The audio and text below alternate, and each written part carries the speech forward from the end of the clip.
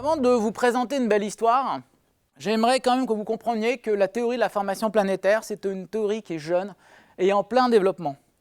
Ce qu'il faut bien saisir, c'est que contrairement à ce qu'on pourrait penser, eh bien, on a l'impression aujourd'hui de moins bien comprendre comment se sont formées les planètes que comment s'est formé l'univers lui-même. Okay ?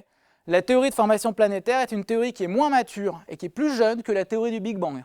Tout simplement parce que la théorie du Big Bang a commencé à avoir ses lettres de noblesse, en gros, dans les années 50-60, voilà. Il y a eu de formidables confirmations observationnelles avec l'observation du rayonnement fond cosmologique, la nucléosynthèse primordiale, tout ça, ça a l'air de pas trop mal marcher, même si ça pose des questions. La théorie de formation planétaire, il faut bien voir qu'elle ne commence à se solidifier, si je puis dire, que pas avant les années 80-90. Okay ? Donc, on a affaire à un objet scientifique qui est encore dans sa grande jeunesse. Elle a largement bénéficié, la plupart d'ailleurs, mis à part Safronov malheureusement qui est décédé, la plupart des auteurs, Safronov et Wasserhill aujourd'hui qui ne sont plus de ce monde, la plupart des auteurs qui ont donné ces lettres de noblesse à cette théorie sont encore vivants, d'accord ? Donc vous pouvez aller serrer la main de Richard Greenberg, de Stuart Weddell-Schilling, etc. Tous ces gens-là qui ont fondé cette théorie sont encore parfaitement actifs. Donc il faut bien voir que c'est une théorie qui est dans sa grande jeunesse. Sa difficulté, vous allez voir aussi, c'est que c'est une théorie qui est, et ça c'est vraiment le point d'accrochage, c'est une théorie qui est formidablement multidisciplinaire. Alors, et ça c'est un vrai problème. On n'a pas affaire à un problème propre, si je puis dire, d'hydrodynamique, de mécanique du point, de système gravitationnel N-core. Le problème, si vous voulez former le problème scientifique auquel vous affrontez, si vous voulez former les planètes, c'est qu'en fait, vous avez un système qui passe son temps à se transformer. Donc au tout début, vous faites plutôt appel à l'hydrodynamique et de la MHD, enfin de la magnéto-hydrodynamique. Ensuite, après, quand vous commencez à condenser des grains, vous allez voir les personnes qui font des expériences de laboratoire sur les processus de collage des grains. Alors ça, pour un hydrodynamicien, c'est l'horreur, hein, parce qu'un hydrodynamicien, lui, il a 4 équations à résoudre. Après, les processus de collage des grains, c'est ce qu'ils appellent un peu de la physique sale. En gros, c'est de la physique de laboratoire avec plein de choses qu'on ne comprend pas très bien. Et puis après, au fur et à mesure que le gaz disparaît, que le système se transforme en planète, et bien après, on passe plutôt dans des processus type N-core. Donc en gros, vous avez une multiplicité d'outils à faire communiquer ensemble, et malheureusement, tous ces outils ne communiquent pas très bien. Les communautés scientifiques qui doivent dialoguer aujourd'hui n'ont pas encore toutes les mêmes langages. Donc ça, c'est aussi un des problèmes pour essayer de construire une théorie cohérente. Voilà. Et enfin, donc multiplicité des objets, je viens d'en parler, c'est lié à la multiplicité des outils. Voilà. Alors, donc voilà un plan que je vous propose. Donc au début, je vais vous parler un petit peu des contraintes. Donc quelles sont au moins les données minimales dont vous devez rendre compte si vous voulez commencer à former des planètes. Je vais vous parler ensuite rapidement des premières théories modernes. Vous allez voir que en fait, ça ne s'est pas fait du premier coup. Ensuite, le gros morceau, si je puis dire, de cette présentation, ce sera ce que j'ai appelé le modèle actuel, mais vous allez voir, en fait, ce modèle actuel a plein de points d'interrogation et je vais vous aiguiller sur un certain nombre de pistes qui sont toujours explorées. Et enfin, si on a le temps, je finirai par ce que j'ai appelé une histoire de notre système solaire.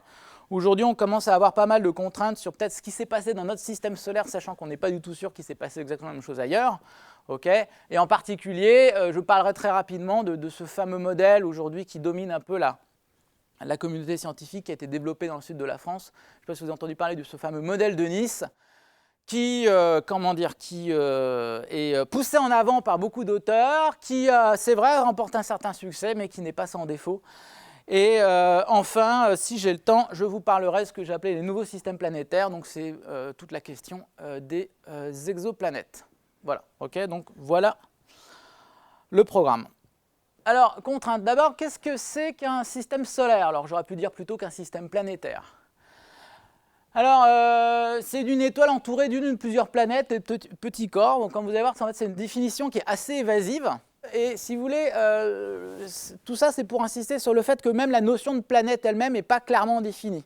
Aujourd'hui, qu'est-ce qui fait la différence entre une planète et un petit corps? C'est pas clair.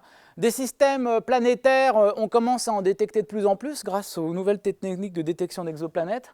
Alors combien de systèmes planétaires connaît-on? Je pense que ces chiffres sont un peu vieux parce que je crois que j'avais fait cette diapo il y a 3 ans, quoi.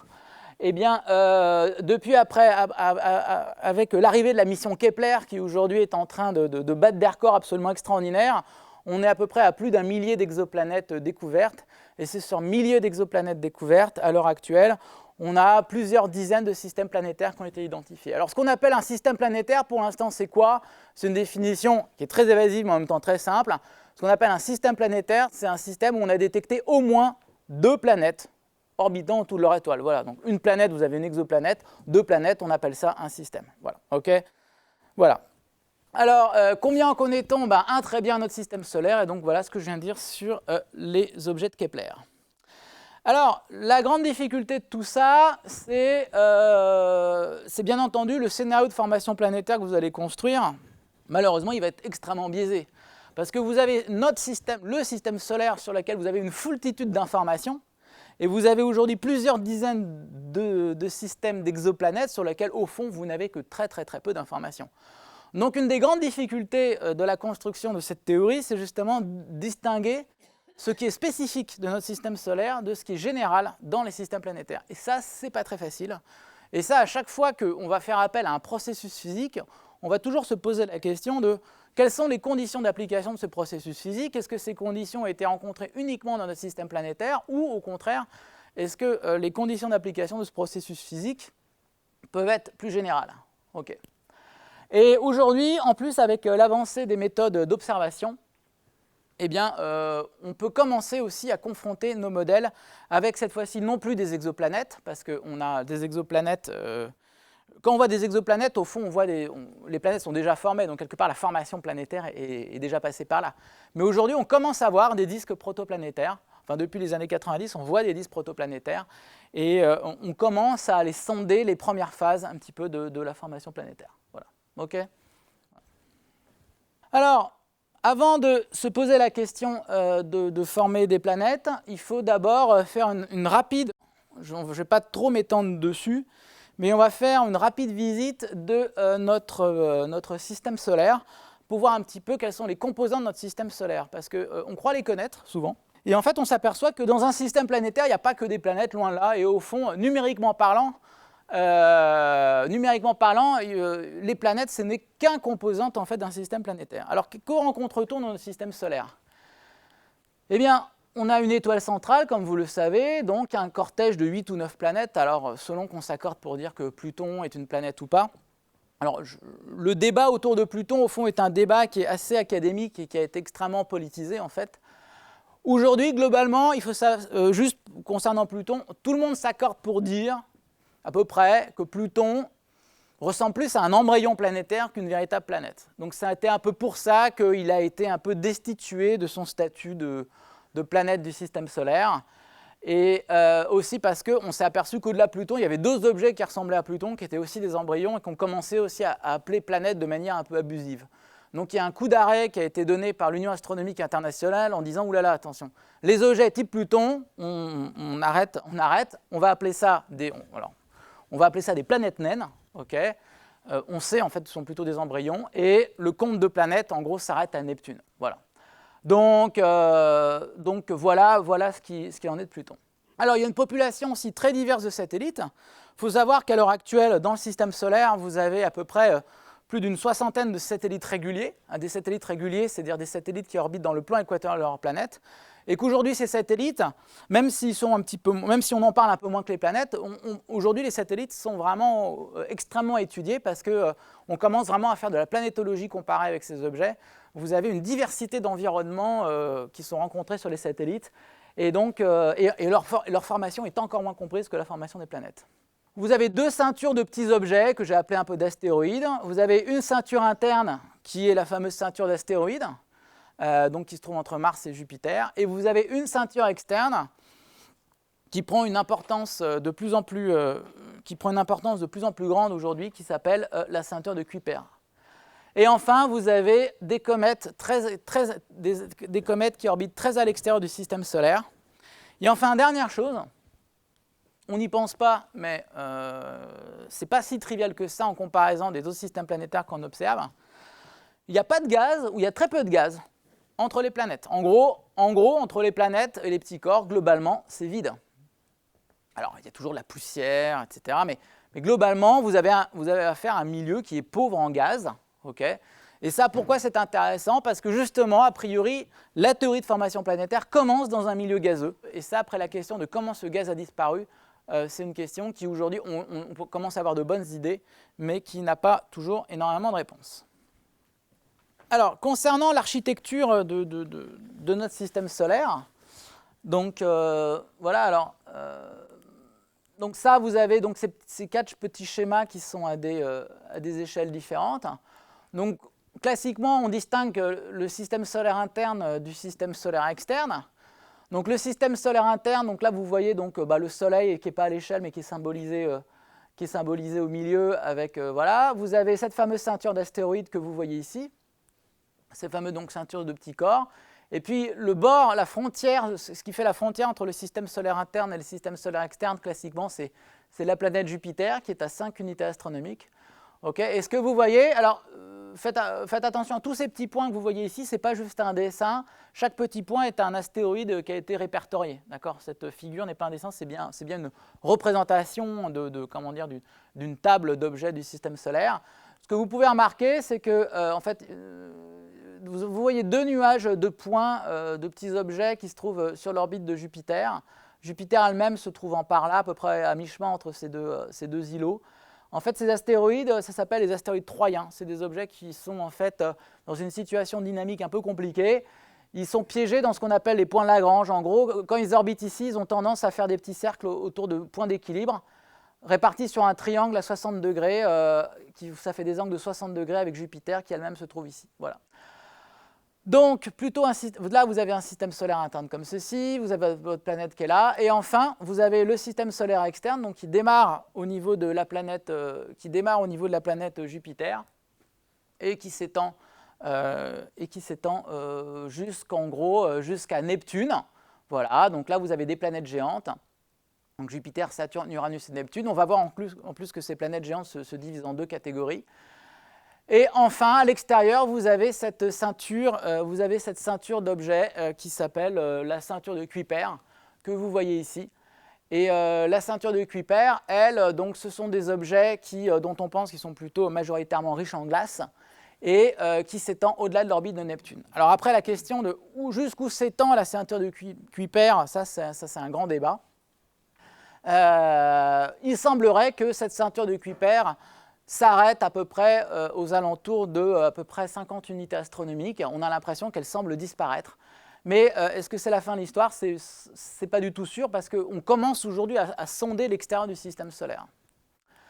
Alors, il y a de ça quelques années, par exemple, on a trouvé un objet qu'on a appelé Sedna, nom d'une divinité inuite, qui lui semble orbiter par contre, regardez, alors que les frontières du système solaire classique, on les place dans la zone des 50 unités astronomiques, eh bien, on a trouvé un objet qui semble faire une trajectoire extrêmement allongée, mais qui a un demi-grand axe, en gros c'est cette distance ici, quoi, à peu de choses près, eh bien, de 500 unités astronomiques, c'est-à-dire à peu près qu'il y a une trajectoire dont le rayon, une trajectoire à peu près 10 fois plus grande que notre système solaire classique que vous voyez ici.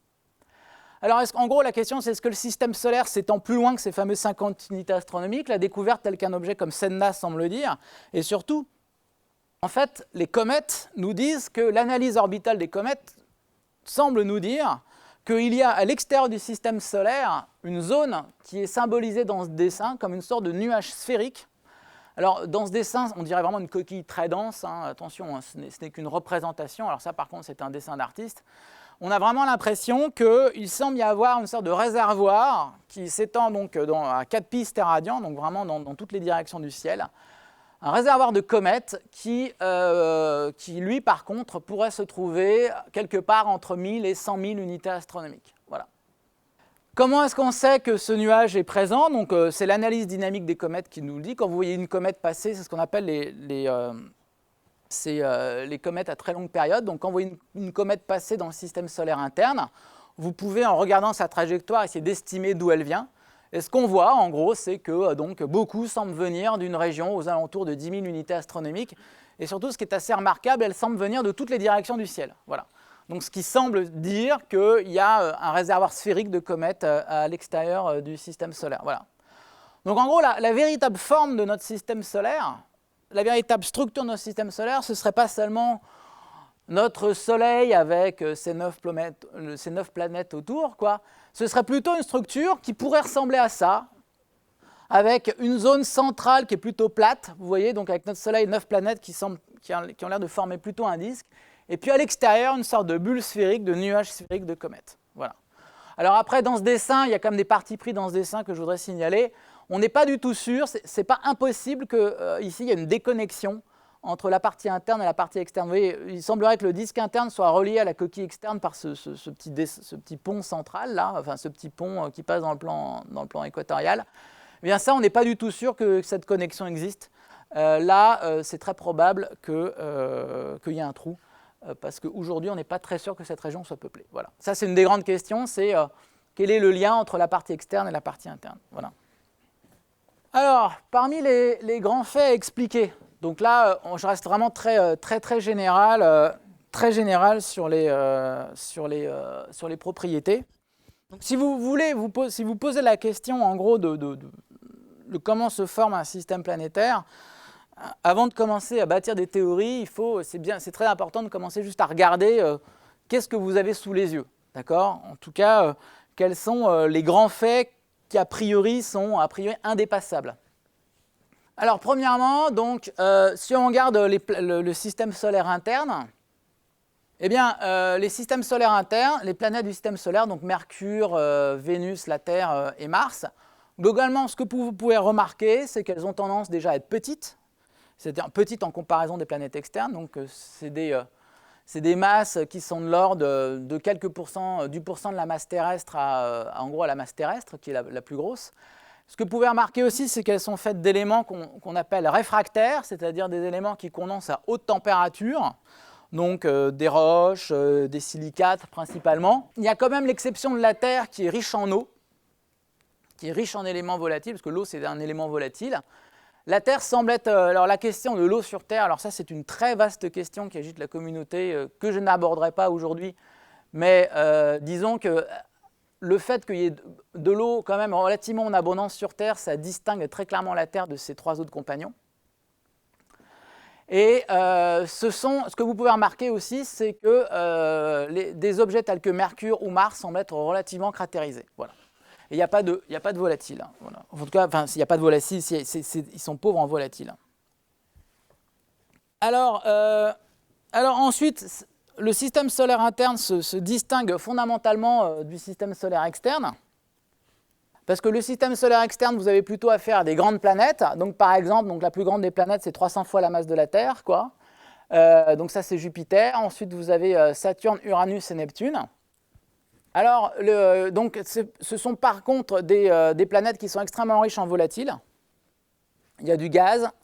Et il y a sûrement beaucoup de glace, en particulier, on pense qu'il y a beaucoup de glace dans des planètes telles que Uranus et Neptune.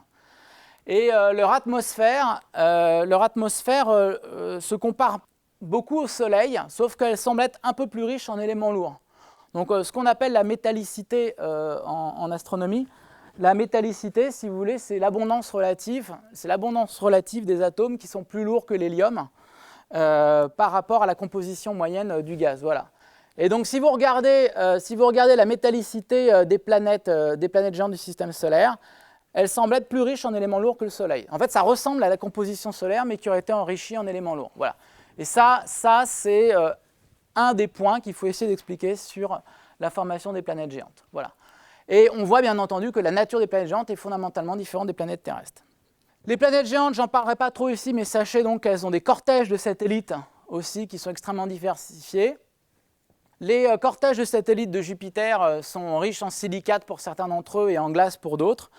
Les cortèges de satellites de Saturne sont extrêmement riches en glace. Il y a même des satellites qui sont entièrement composés quasiment que de glace. Un satellite tel que Tethys, qui est un satellite de Saturne, a moins de 5% de silicates. Voilà.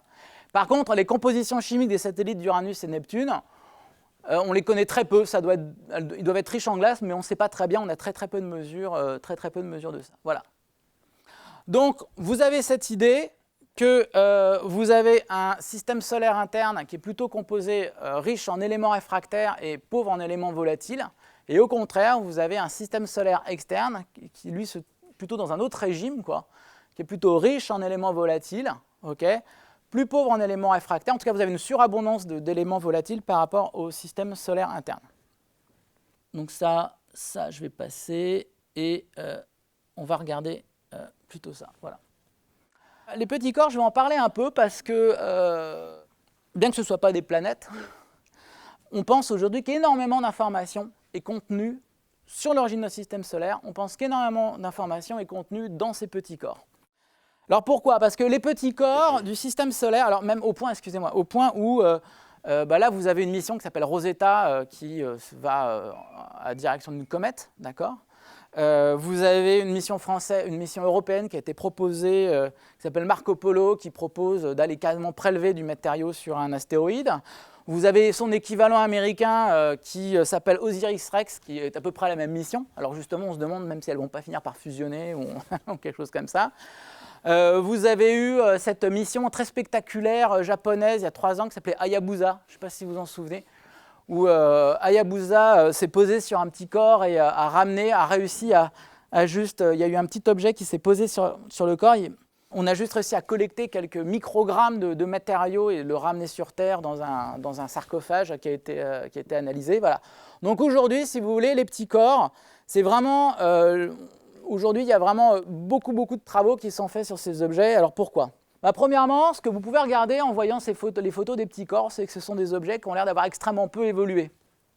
Parce que, à la différence d'une planète, une planète comme c'est extrêmement massif, la planète, quand elle se forme, on verra ça, elle peut emporter énormément d'énergie au moment de son accrétion. Et toute l'énergie qui est stockée dans la planète, soit sous forme de l'énergie gravitationnelle qui est progressivement relâchée, soit sous forme des éléments radioactifs qui, sur de très longues périodes de temps, vont relâcher leur chaleur, ça va permettre aux planètes, ou en tout cas aux grosses planètes, d'avoir une certaine évolution géologique. Et l'évolution géologique, alors c'est merveilleux pour faire des belles planètes, mais le problème de l'évolution géologique, pour quelqu'un qui veut comprendre la formation planétaire, c'est que dès qu'une planète se met à évoluer, elle commence à effacer les traces de sa propre formation, tout simplement.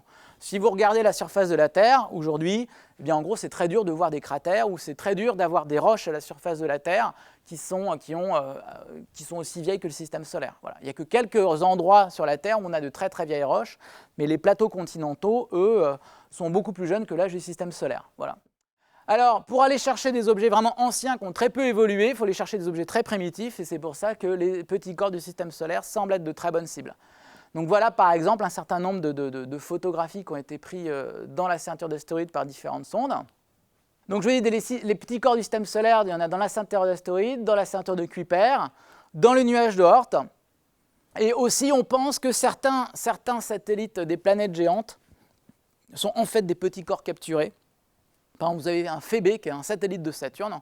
On pense que ce n'est autre qu'un objet de la ceinture de Kuiper qui se serait fait capturer par la planète géante. Voilà. Donc les petits corps, aujourd'hui leur statut, ce serait un petit peu comme les débris de la formation planétaire, okay, soit du matériau qui n'a pas été consommé pour la formation planétaire, soit du matériau qui s'est retrouvé expulsé à la suite de grandes collisions. Et donc non seulement dans leur composition chimique, dans leur évolution géologique, ils doivent renformer un certain nombre d'informations sur la formation planétaire, mais aussi ce qui nous intéresse énormément, c'est aussi dans leur structure dynamique. Alors ici, dans ce petit dessin qui n'est pas très joli, on va commencer à regarder un petit peu la structure en gros du système solaire. Alors ça, c'est un fait, vous allez voir que les petits corps ont un très grand rôle à jouer là-dedans. En gros, ça c'est un fait qui est connu depuis longtemps, c'est que, comme vous savez, les orbites des corps autour du Soleil semblent décrire des ellipses, donc le cercle est une famille d'ellipses, vous pouvez faire des ellipses plus ou moins allongées, et que vous pouvez définir ce qu'on appelle le plan de l'écliptique. Alors le plan de l'écliptique, c'est le plan orbital de la Terre. Alors, le plan de l'écliptique, donc il est rattaché à la Terre, mais alors si vous regardez dans quel plan orbitent les planètes du système solaire, vous apercevez que la plupart des planètes semblent orbiter pas très loin du plan orbital de la Terre. Alors là, dans ce schéma, je vous ai mis, que j'ai fait à la main, je vous ai mis des petites planètes qui sont séparées du plan orbital en fonction des observations. Donc Mercure semble être un petit peu écarté de ce plan de l'écliptique. Par contre, Vénus, la Terre et Mars, Jupiter, Saturne, Uranus, Neptune semblent pas trop mal, orbiter pas trop loin de ce plan de l'écliptique. Pluton, on est significativement séparé. On peut voir ça ici, ça c'est les éléments orbitaux des planètes du système solaire. Alors, vous regardez l'inclinaison en degrés, donc Mercure est à 7 degrés d'inclinaison, Vénus est à 3 à 4 degrés d'inclinaison. Alors, bon, la Terre est à 5, 10, moins 4, parce qu'en fait, le plan de l'écliptique, il est défini à une certaine époque. Donc, comme le plan orbital de la Terre aussi un petit peu, néanmoins, il dévie un petit peu. Mars, Jupiter, seulement 1 degré d'inclinaison, Saturne, Uranus, Neptune. Et par contre, Pluton, elle, 17 degrés d'inclinaison, semble être relativement écarté. Donc, si vous voulez, en regardant ces orbites, on se dit, bah, tiens, voilà, on a quand même l'impression que les orbites des planètes du système solaire, globalement, forment un système relativement plat, parce que toutes les orbites sont plus ou moins dans le même plan. Alors ce plan, quel est le plan moyen? Alors le plan moyen, en fait, ce n'est pas le plan de l'écliptique, parce que le plan de l'écliptique, il est arbitrairement défini par rapport à la Terre. On peut définir un plan moyen du système solaire qui porte un nom, qui s'appelle le plan de Laplace. Et ce plan moyen du système solaire, le plan de Laplace, il est défini de la manière suivante. C'est le plan perpendiculaire au moment cinétique du système solaire. Donc vous prenez le moment cinétique de toutes les planètes, vous prenez aussi le moment cinétique du Soleil. Donc vous savez que chaque moment cinétique forme un vecteur. Okay, voilà, un vecteur qui est parallèle à l'axe de rotation et qui a pour norme, en gros, le moment cinétique de l'objet. Donc voilà, donc vous sommez tous ces vecteurs, vous obtenez le moment cinétique total du système solaire, vous prenez le plan perpendiculaire et boum, vous avez ce fameux plan de Laplace. Ce plan de Laplace dont on pense qu'a priori, si le système solaire n'a pas trop communiqué avec l'extérieur et s'il n'a pas été trop déformé par les marées galactiques, a priori, ce plan de Laplace n'a pas du tout varié depuis l'origine du système solaire. C'est un peu une sorte de données fossiles de la formation planétaire. Mais alors, si on regarde ce dessin, vous aurez pu remarquer quand même il se passe des choses bizarres dans les ceintures d'astéroïdes et de la ceinture de Kuiper. C'est que par contre, si vous regardez les inclinaisons des objets dans les ceintures d'astéroïdes et les ceintures de Kuiper, ces inclinaisons ne ressemblent pas du tout aux inclinaisons des planètes. Ces objets sont très écartés du plan de l'écliptique. C'est comme si il y avait eu un processus qui avait séparé, en tout cas écarté ces objets du plan de l'écliptique, comme si ces objets avaient été dynamiquement excités et écartés du plan de l'écliptique. Voilà. Et donc ça ici, on pense que dans le fait que la ceinture astéroïde soit assez étalée verticalement et la ceinture de Kuiper soit assez étalée verticalement aussi, on pense que ça nous dit des choses sur ce qui s'est passé dans le passé dans notre système solaire. Voilà. Après, la question, c'est comment décrypter cette information. Mais aujourd'hui, on commence un peu à décrypter cette information et ça a des conséquences extrêmement intéressantes. Voilà. Alors aussi, si on regarde la rotation des planètes, bah, quand même, il se passe quelque chose, il se passe des choses assez... alors c'est toujours le problème, c'est qu'on a des régularités, puis parfois on a des exceptions notables. Alors ça, c'est assez dur à expliquer, quoi. En gros, toutes les planètes tournent dans le même sens, à quelques exceptions assez importantes près. On a quand même Uranus qui semble être carrément incliné sur son orbite. Voilà, donc Uranus tourne un peu comme une boule de billard. En tout cas, elle semble rouler sur son orbite plutôt que... En gros, l'axe de rotation de la planète est incliné à 90 degrés par rapport au plan orbital. Okay, et carrément, Vénus a l'air de tourner dans l'autre sens. D'accord. Donc ça c'est des choses aussi qu'il faut expliquer. Si on regarde par contre les périodes de rotation des planètes, eh bien, les périodes de rotation des planètes terrestres, c'est des périodes de rotation qui sont assez longues. Donc la Terre et Mars tournent typiquement en 24 heures. Okay, voilà, donc ça fait plusieurs dizaines d'heures. Vénus, elle est, en fait, il y a des effets de marée assez forts sur Vénus, qui fait que sur Vénus, la période de rotation est plus longue que l'année. Alors ça, c'est possible parce qu'en fait, Vénus est bloquée par des effets de marée du Soleil. Et donc, en fait, elle tourne plus lentement sur elle-même que le temps qu'elle met pour faire une orbite autour du Soleil. Okay. Donc ça, c'est des choses qu'il faut réussir à expliquer. Et alors, pourquoi je vous parle des périodes de rotation? Parce qu'il y a quand même un effet assez étrange, c'est qu'on s'aperçoit que les périodes de rotation, par contre, des planètes géantes sont beaucoup plus courtes que les périodes de rotation des planètes terrestres. Par exemple, Jupiter et Saturne tournent sur elles-mêmes seulement en une dizaine d'heures. Okay, Et pour Jupiter, qui est comme une grosse planète, ça c'est presque un problème, parce que Jupiter est quasiment au bord de ce qu'on appelle l'instabilité centrifuge. C'est-à-dire, l'instabilité centrifuge, c'est quoi? C'est le fait que la force centrifuge commence à devenir non négligeable par rapport à la force de gravité qui retient l'objet. Voilà. Et ça se voit en particulier, alors l'effet le plus notable, en fait, ça se voit en fait parce que alors à l'œil, en fait, je vous garantis que vous le voyez, mais simplement on n'en est pas conscient. La manifestation de ça, c'est que les planètes géantes sont très aplaties sur elles-mêmes. Dans ces dessins, ça ne vous paraît pas hyper parlant, mais si vous vous amusez à dessiner une Saturne parfaitement ronde, et si vous vous amusez à côté à dessiner une Saturne un petit peu aplatie au pôle, comme ça l'est aujourd'hui, à l'œil, vous voyez tout de suite la différence. Saturne, typiquement, elle a plus de 10% d'aplatissement. Ce rayon polaire est plus de 10% plus petit que son rayon équatorial. Donc en gros, les forces centrifuges sont extrêmement fortes à la surface de ces planètes. Pourquoi est-ce que ces planètes géantes tournent aussi vite? Ça, on commence à avoir des idées, mais ça fait partie des choses aussi qui ne sont pas très bien comprises, quoi. Voilà. Alors maintenant, qu'en est-il de la répartition de masse et du moment cinétique dans le système solaire? Alors, eh bien, la masse et le moment cinétique ne sont pas répartis également. Comme vous le savez, 99% de la masse du Soleil en fait est contenue dans le Soleil, alors que seulement 1% seulement 1% de la masse est contenue dans les planètes. Voilà, les planètes représentent très très peu de masse par rapport au Soleil, comme vous le savez déjà. Alors on pourrait s'attendre, si le moment cinétique était également réparti dans tout le système solaire, on pourrait s'attendre à ce que la répartition du moment cinétique suive la répartition de la masse, naïvement. Mais en fait, c'est exactement l'opposé qui se passe. Le Soleil tourne assez lentement, alors que les planètes, le Soleil contient que 1% du moment cinétique dans le système solaire, alors que les planètes contiennent 99% du moment cinétique. Voilà. Donc ça c'est vraiment un fait qui a été très structurant pour la théorie de formation planétaire. C'est un peu comme si, donc je m'avance un peu sur la formation planétaire, mais c'est un peu comme si il y avait eu un mécanisme ou quelque chose qui avait pris du moment cinétique au Soleil et l'avait donné aux planètes. Voilà. Parce qu'au début, vous vous attendriez à ce que le moment cinétique soit un petit peu équitablement réparti, mais il y a dû y avoir du transport qui a dû se passer lors de la formation planétaire, qui a mis en gros, si vous voulez, de la rotation dans les planètes. Voilà. Et ça fait partie des choses à expliquer. Alors aujourd'hui, la frontière actuelle en formation planétaire, aujourd'hui, c'est la prise en compte, parce que jusqu'ici, je vous ai donné plutôt des arguments de nature dynamique ou vraiment des arguments, extrêmement grossiers, tels qu'en gros, éléments réfractaires, éléments volatiles. Mais aujourd'hui, une des communautés qui est extrêmement active dans la théorie de formation planétaire, et il y a de plus en plus de dialogues qui essaient de s'établir aujourd'hui entre les gens qui font l'astrophysique et cette communauté, c'est la communauté des gens qui font de la géochimie, dont Francis est un représentant ici. Voilà. Alors, en gros, ce dont on s'aperçoit, c'est qu'il y a énormément de contraintes géochimiques sur la formation planétaire à l'intérieur des météorites.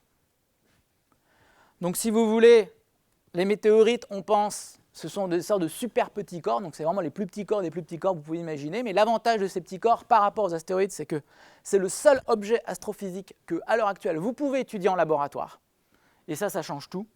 C'est-à-dire que vous avez vraiment un objet, les météorites, vous avez vraiment des objets qui ont vécu la formation planétaire, qui sont des objets extrêmement primitifs, qui, comme ils sont trop petits, ont très peu évolué par rapport à une planète. Alors, ils ont trop évolué par rapport au goût des géochimistes, mais par rapport à un objet tel qu'un objet planétaire, ce sont des objets extrêmement peu évolués. Et aujourd'hui, par exemple, je vous montre par exemple ce genre d'objet, qu'on appelle une chondrite. Donc, par exemple, dans ce genre de lames météoritiques que vous voyez ici, on voit en fait tout un tas de structures que l'on voit un petit peu mieux sur la photo suivante. Vous avez par exemple des sortes d'objets sphériques à l'intérieur qui sont plus ou moins structurés, plus ou moins cristallisés, qu'on appelle des chondres. Entre ces objets sphériques, vous avez ce qu'on appelle de la matrice. Alors, moi je ne suis pas spécialiste de ça, qui semble être de la poussière coagulée. Est-ce que vous dites... Alors, les gens qui analysent ça vous disent en gros que ce qui est très intéressant, c'est que pour former ces objets, ces météorites, clairement, il faut les avoir portés à très haute température. Donc, typiquement des températures qui sont de l'ordre de, voire supérieures à 1500 degrés Kelvin. Okay, donc ce qui semble vous dire qu'il y a un moment, il y a très longtemps, il a dû faire très chaud, si je puis dire. Okay, en tout cas, l'environnement du système solaire devait être extrêmement chaud. Et surtout, un des grands succès, enfin parmi les grands succès de cette discipline scientifique, c'est tout l'aspect de chronologie, les datations des éléments radioactifs avec des chronomètres à très longue période tels que uranium-plomb, vous donnent aujourd'hui ce qu'on appelle l'âge standard, enfin ce qu'on appelle l'âge du système solaire. En gros, c'est l'âge des plus vieux éléments que l'on trouve dans ces objets et qui est de l'ordre de 4,566 milliards d'années. Voilà. Alors 4,566 milliards d'années, à quoi ça correspond? Ça correspond aux plus vieux objets que l'on rencontre là-dedans. Alors ça, ce n'est pas le meilleur exemple parce que ça, c'est un objet pathologique. C'est ce qu'on appelle, ce sont dans ces météorites, vous avez des parties qui sont extrêmement réfractaires, c'est-à-dire vraiment qui fondent à très très haute température. Les objets, de manière très intéressante, les objets qui fondent à la plus haute température, ce sont les objets les plus vieux. Il y a une corrélation entre la température de fonte et l'âge des objets. Et les objets les plus vieux, grossièrement, ce sont ces fameux CAI, donc ce sont les inclusions de calcium et d'aluminium. Et c'est elles qui donnent cet âge de 466 milliards d'années. Voilà. Et la température de condensation commence à se rapprocher des 2000 Kelvin. Voilà. Alors, quand on vous dit que l'âge du système solaire, c'est à peu près 4,5 milliards d'années, en fait, le chiffre qu'on vous donne, c'est l'âge des CAI. D'accord ? Alors après, on pourra se poser la question, mais est-ce que c'est l'âge du Soleil? Eh bien, en fait, ça, c'est pas clair du tout. Le Soleil, il est probable que le Soleil ait effectivement à peu près cet âge-là, okay, mais à 1 million d'années près ou à 10 millions d'années près, le problème c'est que le T égale 0 du Soleil, le Soleil ne se forme pas, le Soleil se forme par comment dire, effondrement d'un cœur dense. Le Soleil a peut-être dû naître un petit peu avant ça, mais ce n'est pas exactement clair dans quel état était le Soleil à ce moment-là. Voilà.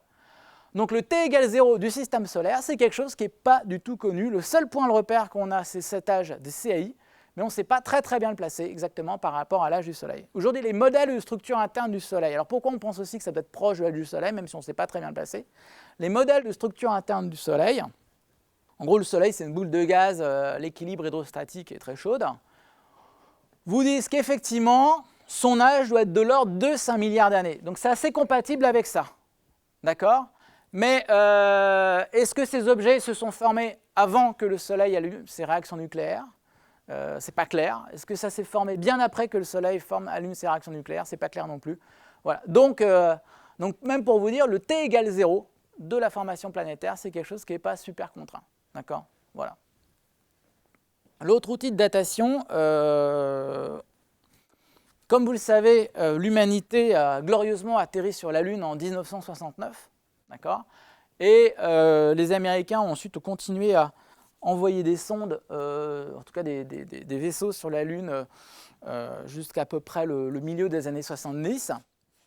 Et pendant c'était une période scientifiquement relativement faste, parce que ce qu'on a pu faire, c'est que, donc, comme vous le savez, il y a beaucoup de cratères sur la Lune, et on a pu commencer à dater certains cratères. Voilà. Et progressivement a été établie une sorte de chronologie, alors une chronologie absolue, alors qui peut être sujette à débat, mais globalement, l'idée c'est la suivante.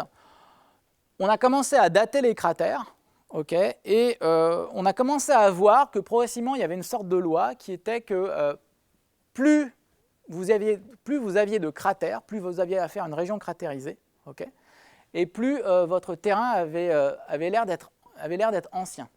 Et donc, on a commencé comme ça à établir des sortes d'abacs où vous avez un lien entre l'abondance de cratères sur les régions lunaires et l'âge du terrain. Et vous obtenez donc des courbes, par exemple, telles que celle-ci, où si vous remontez très loin dans le passé, vous apercevez qu'en gros, tout se passe. Alors ça, c'est le présent, d'accord? Le présent est là. Plus vous remontez dans le passé, plus vous avez de cratères, plus vous avez affaire à des terrains anciens, d'accord? Donc ça vous laisse penser. En gros, ça vous donne le taux de bombardement. La pente, ça vous donne le taux de bombardement. Plus ça bombarde fort, plus cette pente est raide. Plus ça bombarde doucement, plus cette pente est douce. Okay, donc là, tout se passe comme si, en gros, sur 30, en gros sur 3/4 de l'âge, la moitié ou les 3/4 de l'âge du système solaire, eh bien, le taux de bombardement est relativement constant. Et puis plus vous vous rapprochez de l'origine du système solaire, donc ce fameux âge qui est donné par les CAI aux alentours de 4,5 milliards d'années, plus dans ce cas-là, on s'aperçoit que le taux de bombardement se met à grimper en flèche. Et ça semble vous dire quoi? Ça semble vous suggérer que au moment où les planètes se sont formées, en tout cas dans les âges les plus anciens du système solaire, il y avait un bombardement très efficace, en tout cas, il y avait un bombardement très efficace sur les planètes du système solaire. Voilà. Ça, donc, tout ça vous commence à vous donner un certain nombre de contraintes sur les conditions de formation du système solaire, des contraintes très qualitatives, mais ça vous commence à vous donner les grandes règles, que initialement, effectivement, le système solaire devait être intensément bombardé, et ce qui semble nous dire pourquoi il y a beaucoup de cratères aujourd'hui sur les objets très primitifs.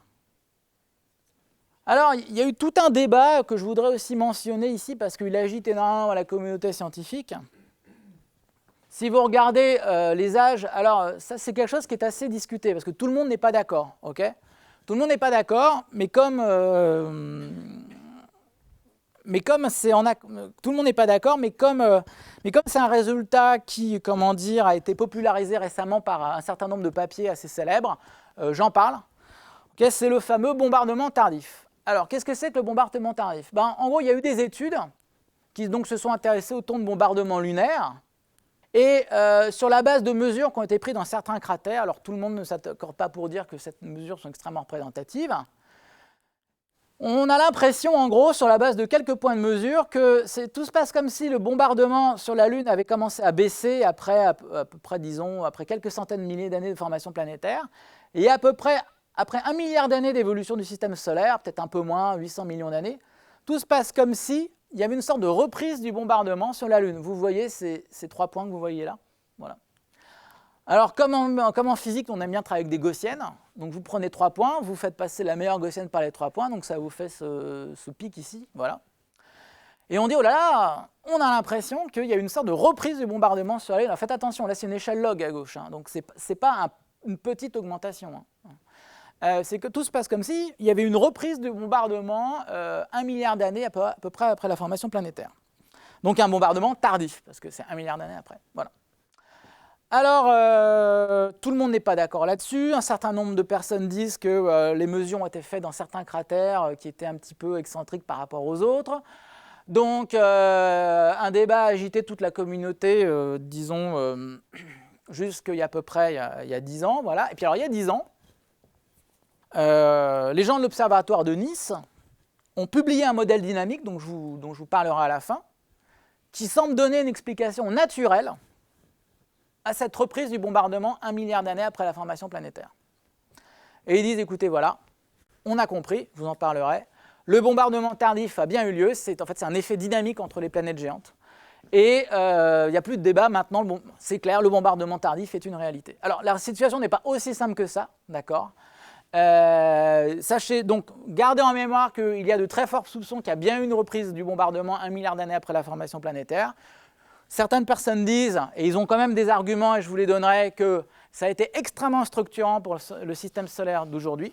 Okay, mais je veux que vous gardiez en tête que l'existence du bombardement tardif aujourd'hui n'est pas non plus, n'est pas complètement établie. Voilà, okay, tout simplement parce qu'on manque de points de mesure. Voilà, donc, okay. Et la réponse à cette question est peut-être sur la Lune. Voilà, donc écoutez, je vous ai brossé à très grands traits, extrêmement grossiers, les grandes familles de contraintes. Vous avez vu, il y a des contraintes dynamiques, le système solaire est plat, et des contraintes cosmochimiques qui vous donnent des informations sur la composition isotopique et la chronologie. Les cratères lunaires nous donnent l'idée qu'il y a eu du bombardement dans le passé, que ce bombardement, en gros, a très fortement diminué, et que peut-être une reprise au bout d'1 milliard d'années. Voilà, donc après, maintenant, à partir de tout ça, essayons progressivement de bâtir une théorie de formation planétaire. Voilà. Alors maintenant, j'en passe à la deuxième partie de cette présentation, les premières théories modernes. Donc vous allez voir que les premières théories modernes, en fait, grossièrement, elles se divisent en 2 grandes familles. Vous avez les théories que je dirais unitaires, qui vous disent que les soleils et les planètes sont issus du même environnement. Voilà, donc Et vous avez les théories, alors je suis désolé, ça ne se voit pas très bien, les théories dites catastrophiques. Alors, ce n'est pas que la théorie est catastrophique, c'est qu'en fait, elles font appel à une catastrophe. D'accord ? Une catastrophe, c'est quoi? En gros, c'est un événement rare, extrêmement spécial, d'accord, mais qui a eu en tout cas la propriété d'engendrer la formation du système solaire. Voilà. Alors, quelles sont-elles, ces deux grandes familles, ces deux grandes familles de théories? Eh bien, parmi les théories unitaires, vous avez la théorie de la nébuleuse primordiale. Alors, c'est la théorie qui a été écrite en fait la première fois par Kant. Alors, Kant, c'est le philosophe allemand, c'est bien Emmanuel Kant, qui est connu pour sa critique de la raison pure, la critique de la raison esthétique, la critique de la faculté de juger, etc., etc. Mais en fait, le travail peut-être le moins connu de Kant, et qui pourtant aujourd'hui est fondamental quand on fait de l'astrophysique, c'est parmi les choses qu'il a fait, Kant a aussi fait une théorie de formation planétaire. Et alors, parce que Kant connaissait la mécanique newtonienne, il avait lu les travaux de Newton, et vous savez, à cette époque, on avait affaire à des humanistes, des gens lettrés qui étaient aussi compétents, si je puis dire, dans les sciences numériques, les sciences mathématiques que en sciences philosophiques. C'était des grands penseurs. Et alors, donc, Kant a publié ce livre, vous pouvez toujours acheter en librairie, qui s'appelle Théorie du ciel. Hein, son livre s'appelle Théorie du ciel. Et Kant, alors lui n'était pas du tout au courant de toutes les contraintes géochimiques ou chronologiques sur les cratères de la Lune. Hein. Ce qu'on sait en fait depuis en gros Copernic, c'est le fait que les planètes orbitent toutes dans le même plan. Enfin en tout cas plus ou moins dans le même plan.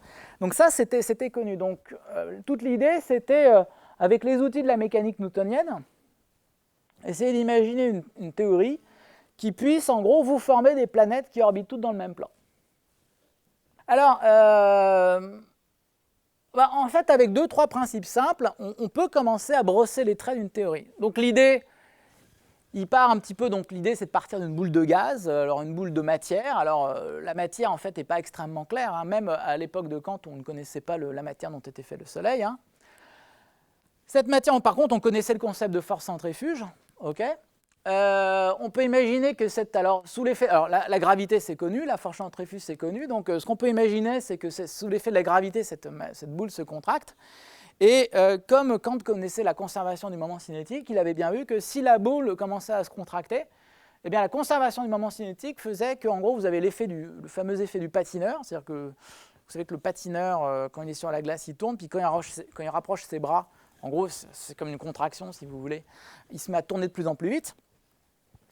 Donc il s'est dit, voilà, si cette boule commence à se contracter sous la force de gravité, parce qu'on connaissait la force en 1/2, la force centrifuge pourrait, dans certains cas, se mettre à dominer sur la force de gravité, et on pourrait avoir en fait une sphère qui va commencer à s'étaler depuis l'équateur.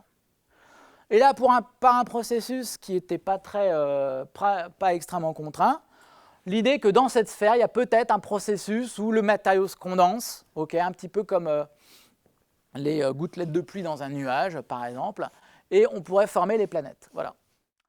Alors, on pourrait former les planètes. Alors, tout cela, attention, hein, ce n'est pas une théorie complète, hein, c'est juste un certain nombre de grandes idées. Mais il avait émis cette hypothèse. Donc, dans ces planètes, on pourrait imaginer, il avait vu que peut-être la majeure partie de la masse pourrait se retrouver au centre. Donc, on pourrait peut-être mettre au centre, former le Soleil.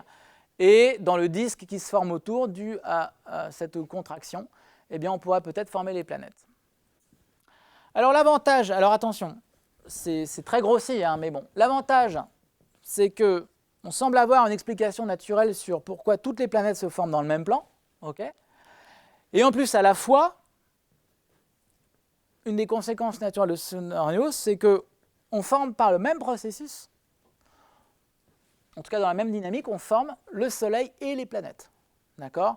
En gros, le Soleil se forme dans la zone centrale de ce nuage, okay, et dans cette zone externe, dans ce disque autour, eh bien, on forme les planètes. Mais alors, Kant était un bon mathématicien, mais il n'avait pas vu en fait toutes les conséquences de son modèle, et ça lui a été reproché après. Et Laplace a fait la même erreur, c'est que Le problème de ce modèle, c'est que finalement, quand la boule se contracte, elle a tendance à tourner de plus en plus vite.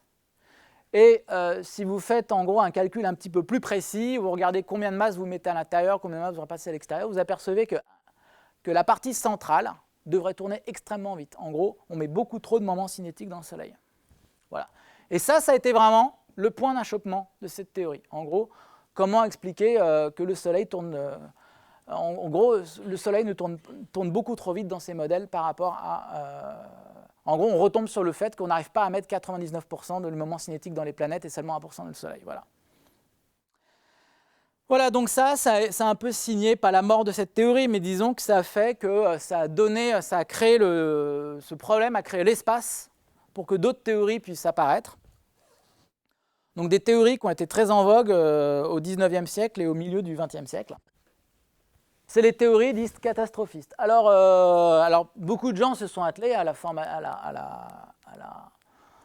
cette question. Par exemple, vous avez le biologiste Buffon, lui-même, c'est Jeans aujourd'hui, qui est un grand nom d'astrophysique, la masse de Jeans, peut-être vous avez entendu parler, des choses comme ça, voilà.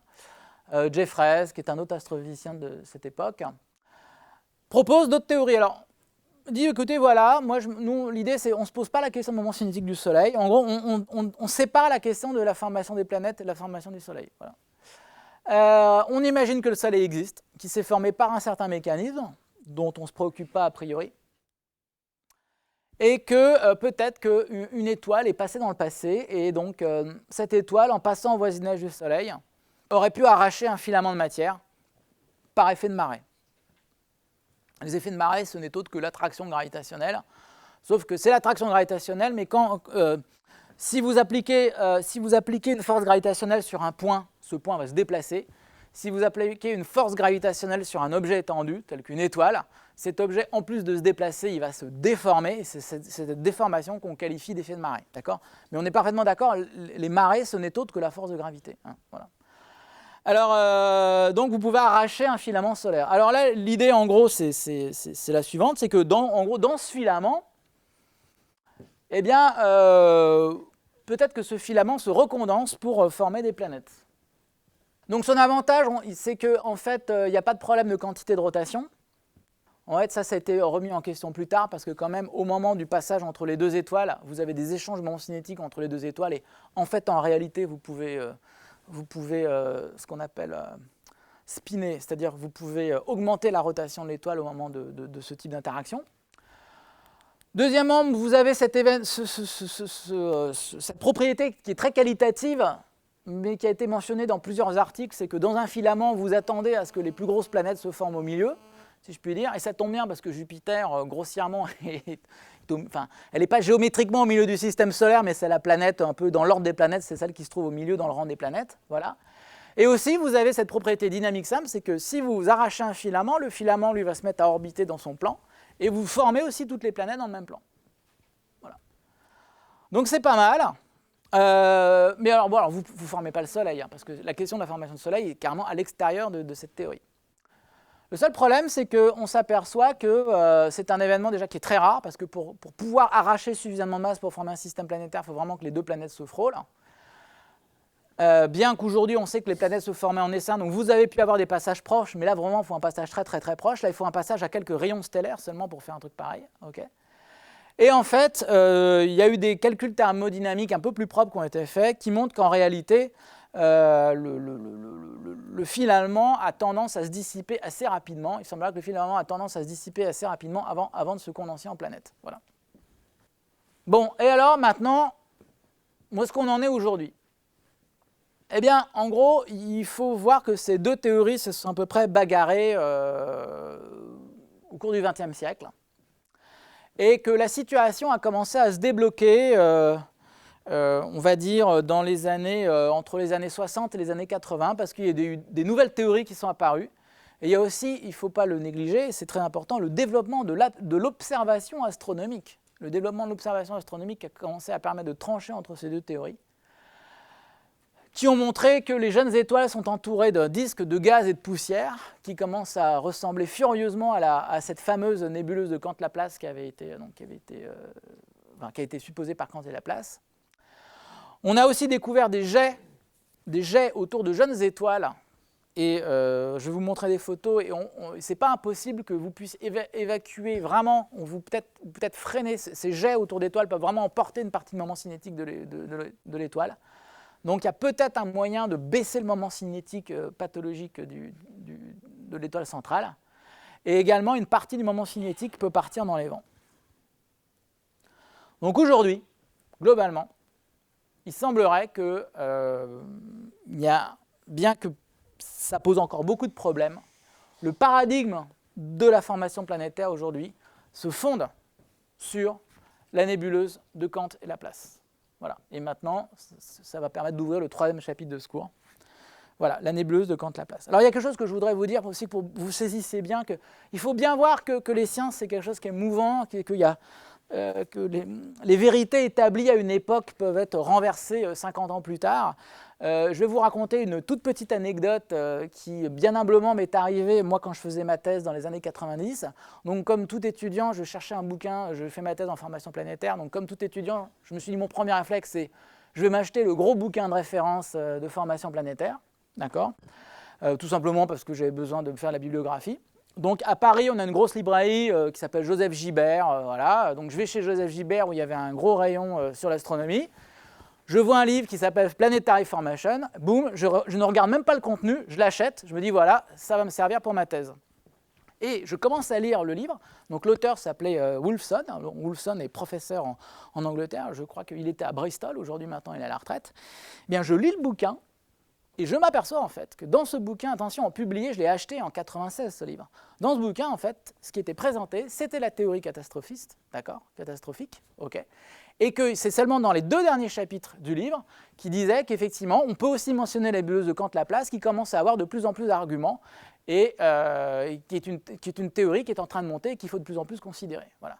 Et donc là, je vous parle, on était en 1996, ok, donc c'était il n'y a pas si longtemps. Okay. Donc le consensus qu'il y a aujourd'hui sur la nébuleuse de Kant-Laplace, il faut bien voir que c'est un consensus qui est quand même, qui globalement a moins de 20 ans. Voilà. Okay. Hein, donc la situation n'est pas aussi simple que ça. Voilà. Okay. Voilà. Alors maintenant, je vais commencer donc, le chapitre 3, et en fait, ça va être la grosse partie du cours. Alors, quel est le point de départ à l'heure actuelle? Donc aujourd'hui, maintenant, ce que je vais vous raconter, vous allez voir, ça va être une sorte de grande histoire. Ça va être plutôt, faut plus le voir comme un fil conducteur qu'aujourd'hui les gens se sont appropriés et essayent de voir les différents aspects de ce fil conducteur, okay, plutôt qu'une théorie qui explique tout. D'accord ? Vous allez voir, il y a plein de zones d'ombre, il y a plein de choses qui ne marchent pas très bien. Par contre, il y a eu certains succès sur certains endroits. D'accord ? Donc il faut avoir vraiment un regard critique sur cette théorie. Simplement aujourd'hui, c'est à peu près, on va dire, le fil conducteur peut-être le plus solide sur la formation planétaire qu'on a. Okay ?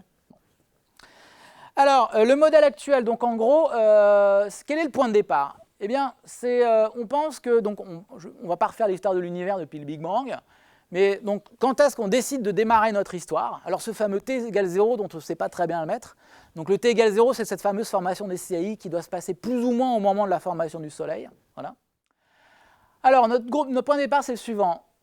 On a un groupe d'étoiles qui se forme au sein d'une nébuleuse en effondrement. Alors, on va voir pourquoi ça s'effondre. Ensuite, l'idée, c'est qu'on va avoir une proto-étoile qui s'entoure d'un cocon de gaz. Donc, ce cocon va adopter progressivement la forme d'un disque. Et les étoiles, ensuite, subissent des rencontres proches et parfois se dispersent, c'est-à-dire que les essaims d'étoiles vont commencer à se disperser. Voilà. Alors, est-ce qu'on a des observations de cette phase? Alors voilà, donc là, je vous montre... par exemple, des nébuleuses de gaz et de poussière qui ont été photographiées dans la galaxie. Donc ça a été une des photos les plus célèbres du télescope spatial Hubble. Okay. Donc dans ces nébuleuses, ce que vous voyez, c'est qu'il y a des régions, ce sont des nébuleuses, en fait, l'analyse spectroscopique vous montre qu'elles sont riches en hélium, en hydrogène. Et clairement, là, vous voyez des étoiles extrêmement brillantes derrière, là, et ces nébuleuses présentent des zones d'ombre. Très sombre. Et ça, ces zones d'ombre, qu'est-ce qui fait? En gros, il y a quelque chose qui fait de l'opacité. Et qu'est-ce que c'est que ces zones d'ombre? Le gaz lui-même est très peu opaque. Il faut savoir globalement, si vous avez affaire du gaz, le gaz spontanément est très peu opaque. Ce qui fait ces zones d'ombre que vous voyez ici, c'est la poussière qui est en suspension dans le gaz. En fait, notre galaxie est très riche de nuages qui sont enrichies en poussière. Ces poussières, autant qu'on puisse en juger, dedans on voit quoi? Des silicates, donc décomposés à base de silicium, d'oxygène. On voit du carbone dans ces poussières. Et aussi, également, on voit des éléments volatiles, par exemple dans les zones froides. On voit aussi qu'il y a des traces d'H2O sous forme de glace a priori sur ces poussières. Voilà. Donc voilà typiquement des nuages de gaz et donc voilà à quoi ça ressemble plutôt en vraie couleur. Et alors, il y a des choses assez intéressantes. C'est que si maintenant vous zoomez sur ces zones ici qui semblent être... Vous voyez, on a l'impression qu'il y a un petit peu comme des volutes de gaz qui s'en vont. Enfin, il y a une frontière qui est assez structurée, quoi. Regardez, si on zoome un petit peu sur ces régions, on semble voir des sortes de petits nodules comme ça qui semblent un petit peu ressortir. Et ces nodules, aujourd'hui, on comprend un peu leur origine. C'est que ces nuages, comme vous le voyez, ils côtoient des étoiles extrêmement brillantes, des étoiles qu'on appelle des étoiles OB, donc avec un flux ultraviolet qui est extrêmement fort. Et ce flux ultraviolet est capable non seulement de photodissocier le nuage, mais il est capable aussi de transformer l'énergie du rayonnement en énergie cinétique des molécules. Donc en gros, le nuage se fait chauffer très fortement par ce rayonnement UV, et c'est comme si le nuage s'évaporait progressivement. Le nuage se fait éroder dans ce type de rayonnement. Sauf qu'il y a des régions qui ne se font pas éroder, c'est des régions qui sont très denses parce qu'elles sont très riches en poussière, et ces régions, si vous voulez, elles arrivent à résister à ce rayonnement, et donc vous les voyez, elles sont un peu comme excavées du nuage, et vous voyez qu'en fait, vous avez comme ça des petites nodules. Donc, et dans ces petits nodules que révèle un peu cette photoérosion, il n'est pas du tout impossible qu'il y ait des étoiles qui soient en formation au milieu de ce type de structure que vous voyez là. Voilà. Okay. En voilà d'autres que vous voyez ici. Voilà. Ce genre de structure que vous voyez là. Voilà. Et ça, pourquoi elles ne sont pas érodées? Parce que c'est des régions qui sont plus denses que le reste. Et pourquoi elles sont plus denses? C'est possible parce que vous avez peut-être ici, à la pointe, un nuage en effondrement, où la densité est très forte, et donc en fait, qui lui permet de résister, qui devient opaque au rayonnement, et donc qui lui permet de résister à cette photodissociation. Voilà. Alors maintenant, si on va dans d'autres sites de formation, d'étoiles, vous voyez maintenant des petits nodules comme ça, vous en voyez ici, vous en voyez là, quoi, voilà. Alors on appelle ça, alors le terme technique, on appelle ça des proplides. Alors comment est-ce qu'ils sont interprétés, ces proplides? Si vous regardez bien, en fait, vous avez une sorte de nuage ici qui est très chaud, en fait, qui est en phase de photodissociation, et puis au centre, vous voyez comme une sorte de petit noyau noir, et ce petit noyau noir, vous en voyez un autre ici. Et qu'est-ce que c'est que ce petit noyau noir? Eh bien, c'est quelque chose qui a géométriquement la forme d'un disque, et on pense que ce sont des photos de ce qu'on appelle cette fameuse nébuleuse primordiale de Kant-Laplace, qui aujourd'hui porte le terme technique de disque protoplanétaire. Voilà. Donc là, par exemple, je ne sais pas si vous le voyez ici. Là, vous avez un disque protoplanétaire, il y a un petit point qui a l'air d'être, qui est plus rouge au milieu. Okay. On voit que c'est un petit peu plus brillant au milieu, quoi. Et ça, en fait, c'est quoi? C'est la partie interne du disque qui est chauffée par son étoile. Voilà. Donc ces fameux disques protoplanétaires, on commence à observer. Donc ça, c'est dans la nébuleuse d'Orion, okay. Mais on n'en observe pas que dans la nébuleuse d'Orion. Voilà. On en voit aussi, alors ça a été pris ailleurs, ça c'est dans la nébuleuse ça c'est dans le Taureau. Alors comment interpréter ces observations? Alors c'est pas très clair sur celle-ci, mais par exemple sur celle-là ça l'est beaucoup plus. Ces disques, vous avez vu ces disques, ils sont sombres parce qu'ils sont très riches en poussière, et là ils sont observés par la tranche. Donc là vous avez un disque vu par la tranche, donc qui est opaque à rayonnement, et la partie gazeuse autour qui entoure ce disque, elle, ici, est éclairée par l'étoile, et là vous voyez en fait ici, en réflexion, vous voyez les zones supérieures et inférieures. Et là vous voyez le disque vu par la tranche. Okay. Là on le voit ici, et puis là aussi on le voit là. Okay. Voilà. Donc ces fameux disques protoplanétaires, on en observe. Voilà par une autre photo qui était assez célèbre dans les années 90, de disques protoplanétaires vus par la tranche dans la nébuleuse d'Orion, observés par le télescope spatial Hubble. Voilà. Alors, attention, alors ça, alors, pour vous donner les dimensions, une idée des dimensions, typiquement, ce type de disque que vous voyez ici, ça doit faire, alors après ça dépend des objets, mais typiquement, de rayon, c'est entre 200 et 500 unités astronomiques.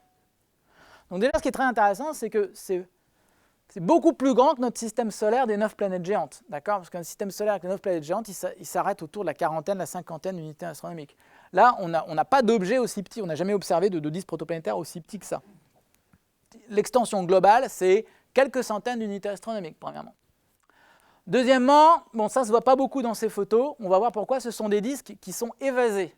Ce sont des disques dont l'épaisseur est faible autour de l'étoile centrale, et plus vous éloignez autour de l'étoile centrale, plus leur épaisseur est grande. Okay, et typiquement, le rapport d'aspect, donc le rapport, c'est en gros, c'est la division de l'épaisseur sur la largeur du disque. Vous voyez, là, c'est typiquement, on est de l'ordre de, là, ça doit être de l'ordre de 20%, hein, dans cette photo. Hein. Genre, ça fait typiquement 1/5 ou peut-être 1/3 de ce rayon. Mais disons que peut-être à l'extérieur, vous avez un rapport d'aspect de 20%. Mais il y aura d'autres images ou des calculs théoriques qui vous montrent au voisinage de l'étoile, le disque, ce n'est pas 20% d'épaisseur qu'il fait, c'est peut-être inférieur au pourcent. D'accord ? Donc, dans les zones intérieures du disque, on pense que ce sont des disques qui sont extrêmement écrasés, extrêmement aplatis.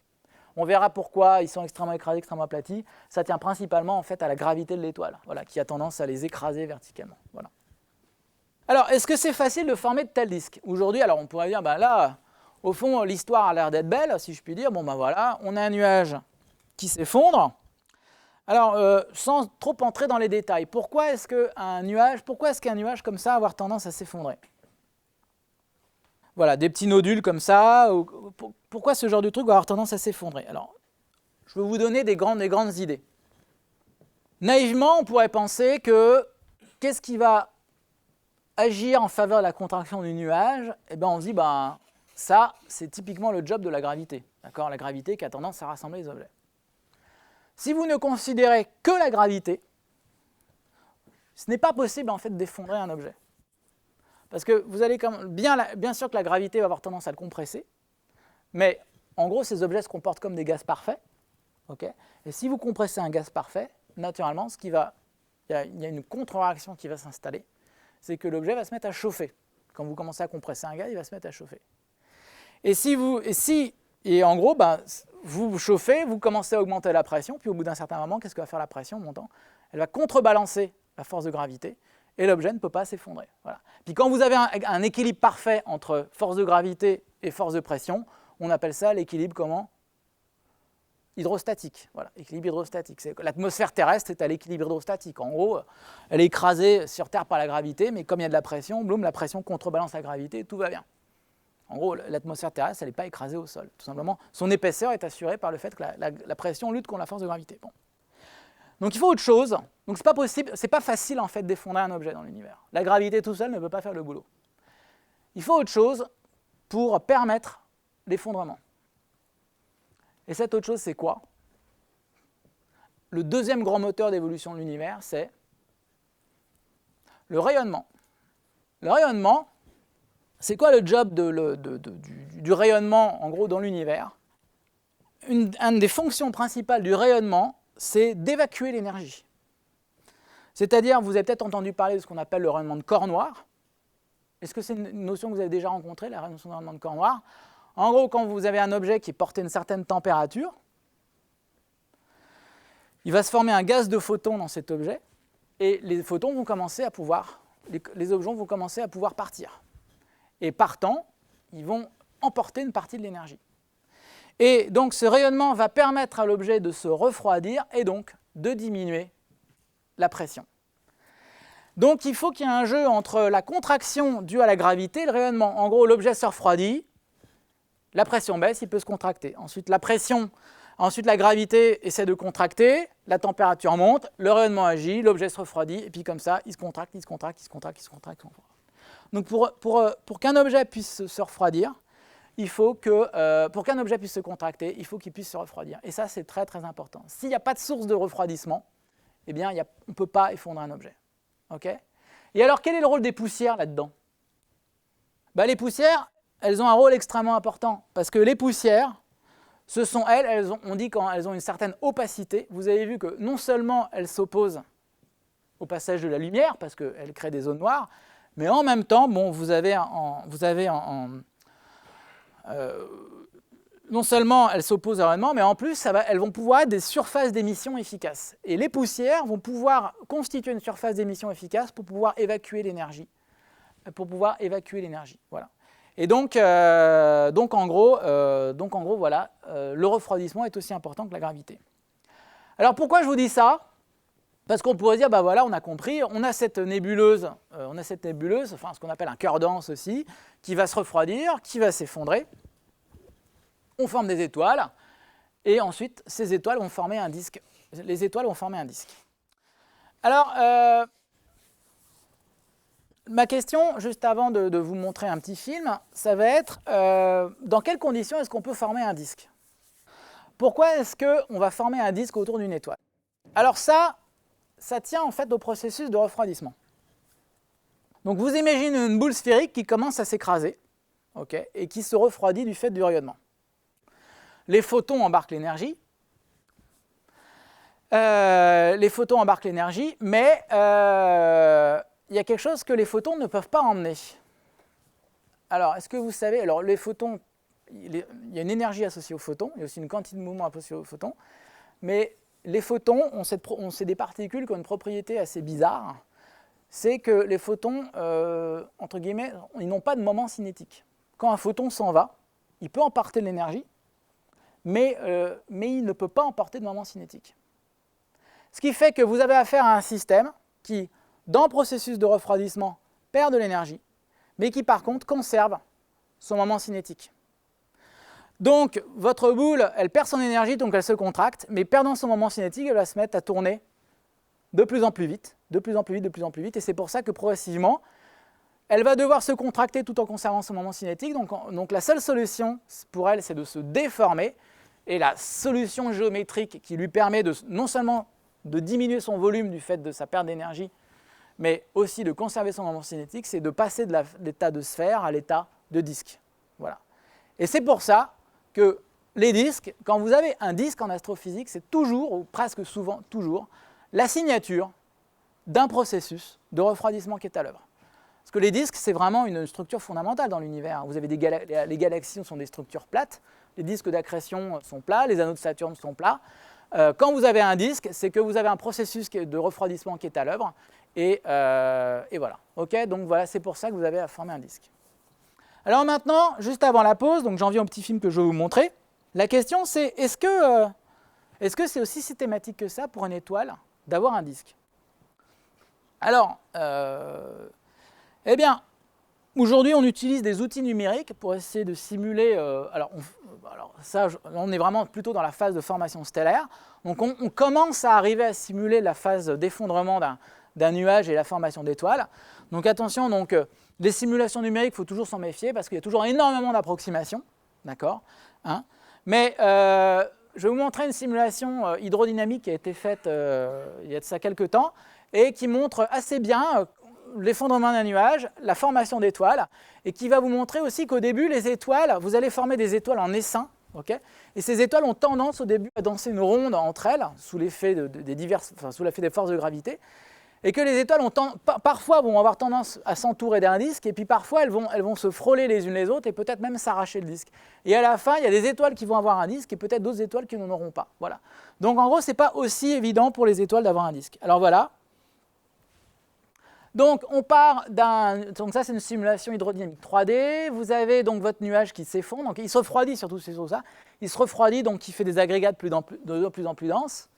Donc, ça a été fait par Matthew Bate, qui est quelqu'un d'assez célèbre dans la communauté scientifique. Voilà. Donc, au début, donc, il fait à peu près 100 000 unités astronomiques. Le nuage de gaz se condense. Et alors, dans les zones vraiment denses, on va commencer à avoir la formation d'étoiles. Alors là, c'est fait de manière un peu artificielle. Il dit que quand la densité dépasse une certaine valeur critique, on forme une étoile. Voilà. Et donc, voilà, il commence à former l'étoile. Donc, vous voyez des filaments de gaz qui s'écoulent sur les étoiles en train de se former. Et là, vous avez affaire à des processus dynamiques extrêmement violents. Et regardez, par exemple, cette petite étoile a pris un disque.